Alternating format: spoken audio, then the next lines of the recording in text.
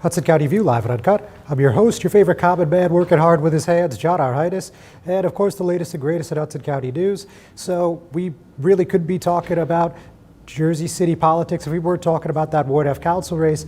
As you guys saw last week, for those that were able to tune into the debate, it was a real doozy, to put it mildly, and the sparks have been flying ever since. And this week we saw an anonymous flyer was put on a bunch of car windshields throughout Ward F, the city south side, and there was no paid for tag, and it went after Frank Educational Gilmore, who's of course a council candidate running against the mayor's slate, and Vernon Richardson, who's an aide to Mayor Fulop.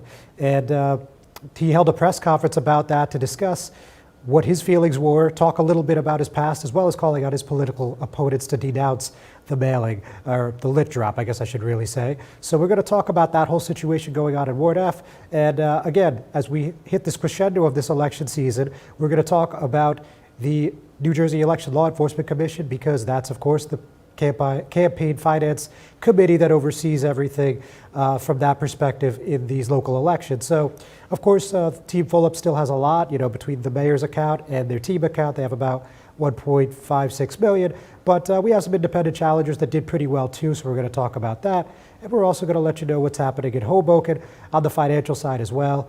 And today, as I am every week, joined with a guest, and sitting right next to me, who we'll chat with when we get back, is Jersey City Wardy Councilman James Solomon. So all that and much more right after we take this break. Good Friend Self-Storage in North Bergen, New Jersey is a fully climate-controlled facility equipped with state-of-the-art security, packing supplies, a Refer a Friend program, and multiple loading docks convenient for commercial use. Located just off of Route 3 at 4301 Tunnelly Avenue, Route 1 and 9. Call 201-867-2444 or visit us on the web today. Good Friend Self-Storage. Let us be your good friend. When you have 3 children who are police officers, you worry about them every day, but you are also proud. Under Mayor Fulop, 70% of new officers in Jersey City have been minorities. Mayor Fulop also upgraded our public safety cameras with over 200 new cameras and body cameras on officers, protecting citizens and police officers. Steve Fulop is my kind of mayor. Hudson County View, live and uncut. John Arhitis, and as I just mentioned a couple moments ago, today I'm joined with Jersey City Wardy Councilman James Solomon. Councilman, thanks for coming back in. Happy to be here, John. Thank you. Oh, you're welcome. Yeah. So first, before we get into it, a hearty congratulations is in order. Very big congratulations on your third daughter on the way. Thank you. Gabby and I couldn't be more excited to have a family of 5. All right, excellent. Yeah. So listen, there's no shortage of things to talk about just in the past 7 days, right? So, I mean, look, let's go back to a week ago, 8 days ago to be specific. Sure. You had that meet and greet at Van Voorst. You guys were talking about a bunch of topics, Liberty State Park, public safety, I think, came up, and you were talking about vaccinations, and we found out that Frank Gilmore at that moment was unvaccinated. Based on the look on your face, looked like you were pretty surprised. That's correct, that's accurate. And then the next day he got his first shot, and this has turned into a big campaign talking point. So from your perspective, what was going through your head at that time, and what did you think about what that has happened since then? Yeah, I mean, as you said, I did not know before that moment that Frank was not vaccinated. So I'm sort of processing as I'm hearing that. I'm thinking about him and his family. And I think the thing that immediately comes to mind is, I want to have a private conversation with Frank. Right? He's a friend before politics. And so obviously after the event happened, he and I had a phone call, 30 minutes after it finished. And during that conversation, he told me he was going to get vaccinated. I know he spoke to others after that, and I'm glad he made that choice. And for me, vaccines are the way out of this pandemic. We do not get back to as close to normal as possible until as many of us as possible, ideally all of us, are vaccinated. And so, I've been proud through COVID to have worked really, really hard to first keep people safe at the start of the pandemic, right? Working on distributing PPE, talking to seniors, we helped the senior get her food stamps in the middle of the chaos of the pandemic. then working with small businesses to keep them open, and then since we've had vaccines, to try to get as many people vaccinated as possible. And I think moving forward, back in August, I called for vaccine mandates for both school district and city employees. And I think we've seen that mandates really do help increase the number of people vaccinated. So I'm really glad that Frank made the choice to get vaccinated the next morning, and I think my goal and my commitment is to try to get as many people in Jersey City vaccinated as possible. Now, as a cancer survivor, is a booster shot something that you're going to be doing when it's time? So whatever my doctor advises me to do, I'll do. I had Moderna. I don't believe that the booster's been approved for my set of pre-existing conditions, but I'll talk to my doctor. If my doctor advises me to do it, I'll get it. All right, simple enough. Yeah. So let's move on. Let's talk a little public safety. Obviously, you've been someone who's been talking about civilian complaint review boards for at least a couple years now, right? Yep. And we saw in the gubernatorial debate on Tuesday when the governor was asked if he would sign that bill, Angela McKnight's bill, that would give subpoena power to these boards. He basically gave a non-committal answer. Yep. He said that it's a case-by-case basis. So what's your reaction upon hearing that? Sure. Well, I think it's important to understand that Assemblywoman McKnight's bill is a case-by-case basis, right? She gives municipalities the ability to put in a civilian complaint review board. She is not mandating, right, that they do so. And I think what we've seen is Jersey City, we need a civilian complaint review board. I told the story in the debate, but it's worth reiterating. We learned that a Jersey City police officer, while off duty, got drunk, got into an argument, took out his service weapon and discharged it. Right? He fired a service weapon after getting into a fight. He wasn't removed from the force, he was simply suspended. And we only learned about all of this because of a separate criminal or civil investigation. And that speaks to why we desperately need independent oversight to make sure that there's nothing swept under the rug, there's as much transparency as possible, and that's going to then make for a safer city because it's going to improve trust between officers and the communities that they serve. Now, related note, I think, last night we saw a report come out from Gothamist WNYC that said there's oath keepers in our law enforcement communities throughout the state, including the Jersey City Police Department.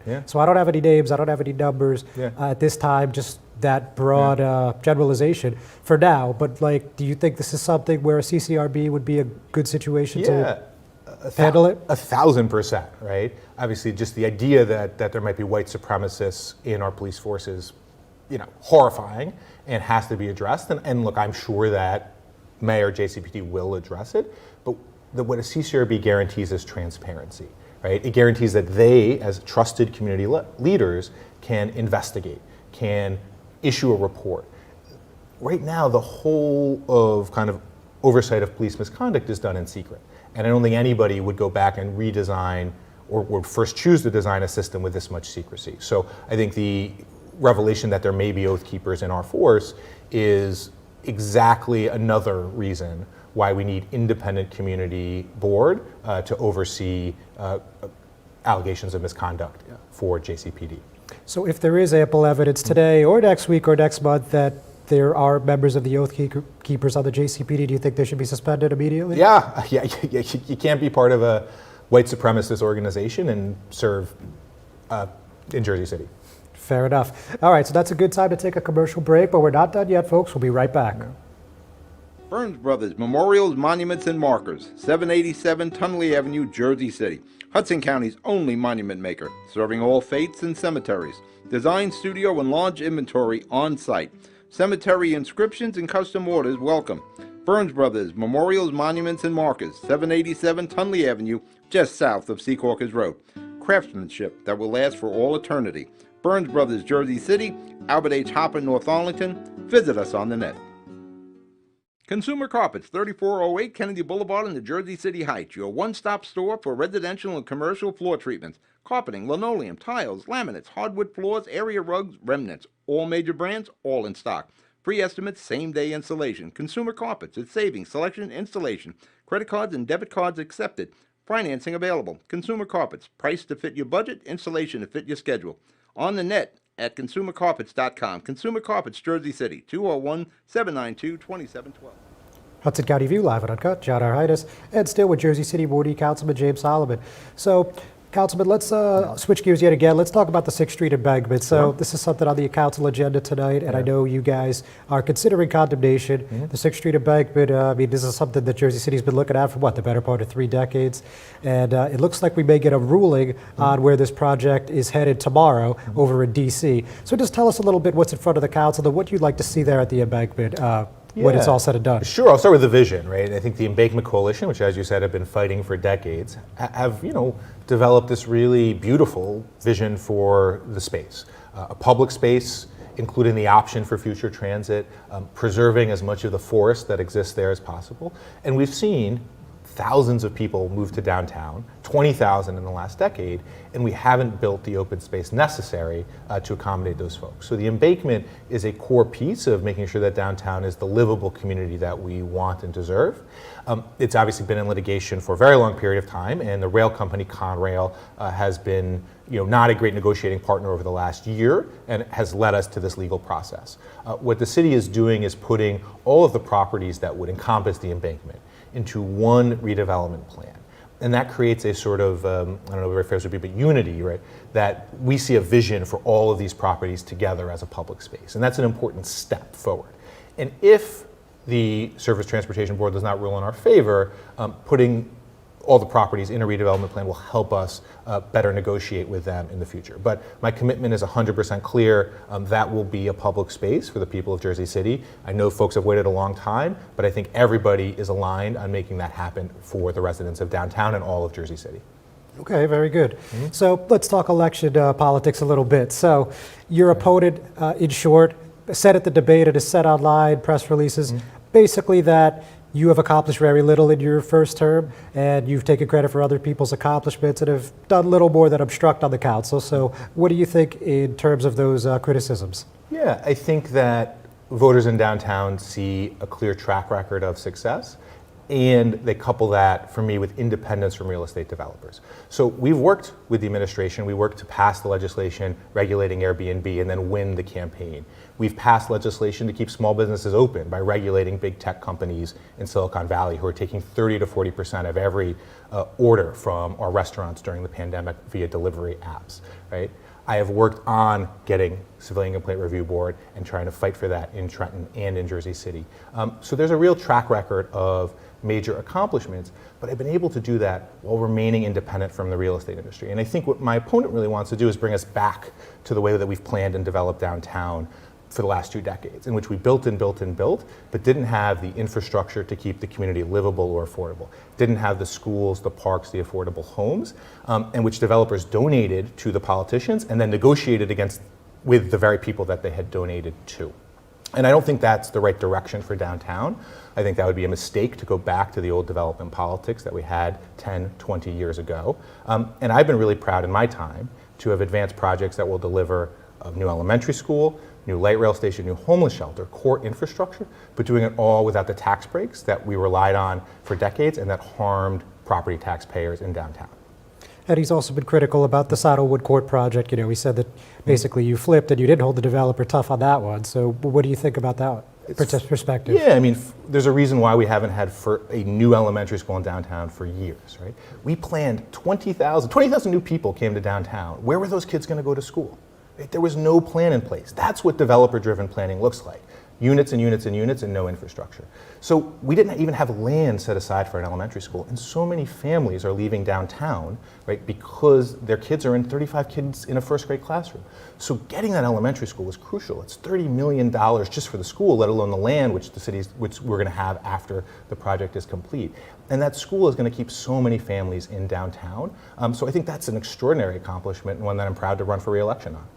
All right, so if re-elected, how do you see development in Wardy for the next 4 years? And any particular projects you would like to help get to the finish line, let's say? Well, I think there's core infrastructure that we need. And so 3 main things. One is we need new park on the waterfront. That's where we've seen the bulk of the new population growth, not enough green space. Hoboken built a Pier C out on the water. I think that's the exact type of thing we can look to do in the waterfront. Second is we need another elementary school. Given the number of people, the overcrowding at PS 37 and PS 16, another elementary school north of the Holland Tunnel would help really alleviate all of the overcrowding at our elementary schools. And third is we need more affordable homes. So I put a plan out that's going to triple the number of affordable homes built in downtown in the next 4 years than in the prior decade, using city-owned land as a subsidy. Thank you, Councilman. Any final thoughts before you decide to call it a day here? No, I just appreciate the time to offer my vision. I guess maybe one final thought is, if you're still undecided, I ask for your vote for re-election on November 2nd. And if you have any questions, please reach out. I want to earn your support. Councilman, thank you so much. Always a pleasure to have you. Thank you, John. I appreciate it. You're very much welcome. Thank you for watching, ladies and gentlemen. We're not done, but we are going to take another break. We'll be right back. Ford made their first all-electric SUV a Mustang. Rapid acceleration, reactive handling, 300-mile range. You control how it feels and how it sounds. It knows you. It dials into your preferred settings. It has an array of driver assist technology. Cameras and sensors enhance your awareness and provide you with additional control. But it's more than cutting-edge technology. It's the spirit of it. It's a Mustang. Newport, the luxury waterfront community on the Hudson River, offers a quality of life you deserve in one of our many high-rise towers. With amenities such as the on-site Newport Path, light rail, Newport Town Square, 3 playgrounds, dog run, upscale restaurants, retail giants like Kohl's, JCPenney, Macy's, and Target. Morton Williams and Acme Supermarket are just outside your front door. A health and fitness center, skating rink, and medical facilities are also on site. Enjoy the New York skyline from our waterfront and various parks. Manhattan is just one path stop away, or a quick ride through the Holland Tunnel. Nursery and private elementary schools all on site. 12-screen movie theater at the Newport Center Mall. Looking to visit? Stay at the Westin or Marriott Hotel. For more information, visit us at newportnj.com. Make lasting memories to cherish forever. It's incredible. It's you, Newport. Live like you want. Did you know Jersey City was one of the first in the country to take action on the coronavirus? Face masks mailed to everyone. The first to offer free COVID testing. And Mayor Fulop also got direct cash relief to help residents pay rent and small businesses stay open. Now he's working to vaccinate as many residents as possible, with vaccine centers in every neighborhood and free Uber rides for seniors. Steve Fulop is my kind of mayor. Hudson County View live and uncut. Shout Our Highness. So let's talk about some of this controversy in Ward F that I spoke about at the beginning of the program. So there was an anonymous flyer that went out that was late Tuesday evening into late Monday evening into early Tuesday morning, and it was a very tough attack on Frank Educational Gilmore, as he's spoken about numerous times in the past. In his youth, both as a teen and as a young adult, he was arrested multiple times, and he did go to prison at one point, and he has since turned his life around. He's been on the Ellen DeGeneres show. He got a $50,000 gift from the program due to his work in the community, becoming a youth mentor and coach after that, it's rough time in his early life. So with that in mind, the flyer claimed that Gilmore has been arrested 41 times, and it claimed that he's committed some pretty horrific crimes, I guess you'd have to call them. They were talking about attempted murder, they were talking about armed robbery, weapons charges, drug dealing with minors, things of that nature, and there was no paid for tag. So, interestingly, before we heard from Gilmore just yesterday, we actually heard from the Board of Education President, Musab Ali, via Twitter, and he said the content of the piece is bad, but what's worse is that there was no paid for by on the literature. There needs to be an immediate investigation by the New Jersey Office of the Attorney General, the Jersey City Police Department, to start collecting surveillance evidence immediately. So, that's a pretty definitive take from the Board of Education president. He's not running for re-election, and he's not involved in the council races, so it was interesting to see him jump in on this. To my knowledge, he doesn't even live in Ward F either. And he said at the end, I should say, it doesn't matter if you support or oppose Educational Gilmore, everyone should denounce this kind of bottom-of-the-barrel campaign tactics, which are also illegal. So, with that context in mind, at the press conference, Gilmore came out swinging. I mean, he said, I want to hear Mayor Fulop, and everyone on Team Fulop basically denounced this flyer. So exactly what he says, I'm asking Mayor Fulop and the entire council to denounce this form of racial politics. This Willie Horton style of racial politics has no place here in Jersey City. We cannot go back and forth with retaliatory efforts doing unethical things to those individuals responsible for disseminating this information. Michelle Obama said it best, when they go low, you have to go high, he said to applause from the crowd. So the presser went on for a little over 20 minutes, and we still don't have any clarity who did the flyer. It doesn't appear that any investigations have been opened up, but we did get to see quite a bit of standing and trading once again in this council race. What do I mean by that? So what I mean is we heard that let's campaign spokesman Phil Sabinski basically slammed Gilmore, and I'll just read it to you. Team Fulop follows all state election laws, and we would never release a piece of media without it having a proper paid-for line and without the expenditure being disclosed on campaign filings. It's unfortunate that many of our opponents, including Frank Gilmore, are instead ignoring state election law and refusing to file mandatory finance reports that show how their campaigns are funded and how they are spending their money. This basic level of transparency should be a bare minimum requirement for a candidate for office, and any candidate who refuses to disclose who is funding their campaign should be disqualified in the eyes of voters. So, if you're not familiar, the New Jersey Election Law Enforcement Commission released all the municipal filings for the state on Tuesday, right after the holiday, and Frank, along with mayoral candidate Lewis Spears, did file.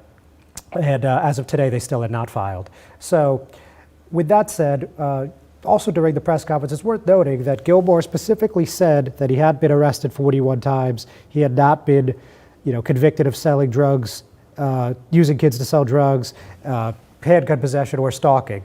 So there is a public record that shows that A. Frank Gilmore was arrested for employing juveniles in a drug distribution scheme on January 29, 2004. But with all that in mind, we also heard from Jermaine Robinson, and he doubled down hard and said basically said everything on this flyer is 100% true. He has not talked about how he employed black children to sell drugs for him, using them as a shield for his criminal ambitions. He has not talked about his attempted murder, aggravated assault, armed robbery, and the selling of drugs on school property charges. I think it's disingenuous to feed the public a sanitized, PG-rated story when the reality is that he damaged many families in this community. So as you can see, this is getting extremely personal, and this Ward F race, they never are, but at this time in particular, really not for the faint of heart. And finally, we also heard from the candidate in Ward F, Vernon Richardson, who you saw last week, if you were able to catch the debate that I moderated, was not shy about hitting Robinson or Gilmore, and that remained the same here. He said that the fact that the flyer had no paid-for tag was silly and heavy-handed, but he also, like Robinson, said that it appeared to be totally true. He has been putting the same messaging out as part of his rebirth. It would have been beneficial for him to put this out, to have someone make the statement that on the surface appeals to be factually true, and to him be this thin-skinned about it speaks volumes about what he brings to the table for the community. So again, extremely personal race. Obviously, the fists are flying and guys are getting hit hard, and we're still about 2.5 weeks out, so we can only imagine what's going to happen when we get to the final days of the campaign. Ward F is, of course, as I just mentioned, a 3-candidate race, so a possibility of a runoff December election is there. But if one candidate is able to get 50 plus 1, then that would be the ball game right there on November 2nd. So we'll see what the voters on the South Side do on that day, again, about 2.5 weeks away. With that, we're going to take our final commercial break. We'll be right back. Panapinto Properties, Jersey City, shaping the workplace with state-of-the-art office spaces and addresses your company desires. Building residences that define your home environment, adjacent to all modes of transportation with on-site parking available. The right address, the right lease. Call 201-521-9000 or visit online at panapintodevelopment.com. Panapinto Properties, building Jersey City for everyone. Introducing the all-new Ford Maverick. A truck for people who do stuff. And people who make stuff. People like Gabrielle Union. I make this look good, don't I? Who haul whatever they want to wherever they want. Like wood to build things made of wood with. And friends to get weird with. It's for long trips that the standard hybrid engine with a targeted EPA estimated city fuel economy rating of 40 miles per gallon helps with. That an 8-inch touchscreen connects with. and any trip that this interior makes more comfortable. But we'll let Gabrielle tell you all about it. Or I could just tell them it's a Ford truck that starts at less than $20,000 MSRP. Yep, that works too. The all-new Ford Maverick, built to defy expectations.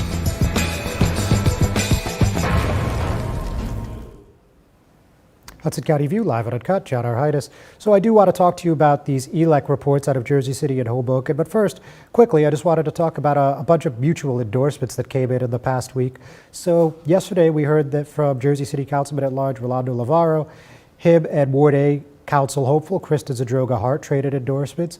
We also saw in Ward B that Chris Gadsden, who's now running at large, also endorsed Brooks, who returned the favor. And Lavaro also is supporting Brooks, and Brooks supporting Lavaro as well. So just wanted to point that out quickly. So let's talk about these ELEC reports. Let's start with Jersey City. So there was a lot to parse through. You know, obviously we have 9 council races and all of them are contested. The mayor's race is contested. So right there, that's 18 reports. Have a couple 3-way races. So, you know, we have close to 24 reports. I mean, a couple people didn't file, as I mentioned earlier, but let me give you the important points. So as far as cash on hand, which means how much available in the campaign account to spend, Mayor Fulop has $838,000. Of course, these are approximations. I'm not going to do it down to the cent, but Team Fulop is $731,000. James Solomon, of course, who was just in the studio, has about $86,000, and Joel Brooks has $34,000, leading all challengers. So let's dig a little deeper. Let's go into a couple details before we call it a day here. So there's a lot of spending on consultants in this election cycle. So Putnam Partners, which is a consulting firm out of Arlington, Virginia, was paid $49,987 via 2 separate checks on August 27th. That was from Mayor Fulop's personal account, as opposed to the team account, that is. And then $14,650 was spent on a media buy with Buying Time Media out of Washington, D.C., and that same amount was spent again on September 13th, September 17th, and September 24th. So a significant amount of, appears to be TV time there. And on top of that, we saw a lot of elected officials give to the Team Fulop account. We saw $4,350 from Assemblywoman Angela McKnight, $2,000 from Lyndhurst Mayor Jim Anzavito, $3,750 from former Councilman Steve Lipsky, and his wife, Ureta Lipsky, is the county commissioner, and she gave $575 out of her own check account, and $3,500 from Wardy Councilman Rich Baggiano. And I could go on, but we're running short on time. So let's, I think the most notable thing, if you're watching these races closely, which I suspect you are if you're watching this, is that this is the first quarter, you know, this is the third quarter fundraising totals that Joel Brooks, the Ward B challenger, had more cash on hand than Tom Zupa, one of the 2 challengers in Ward C.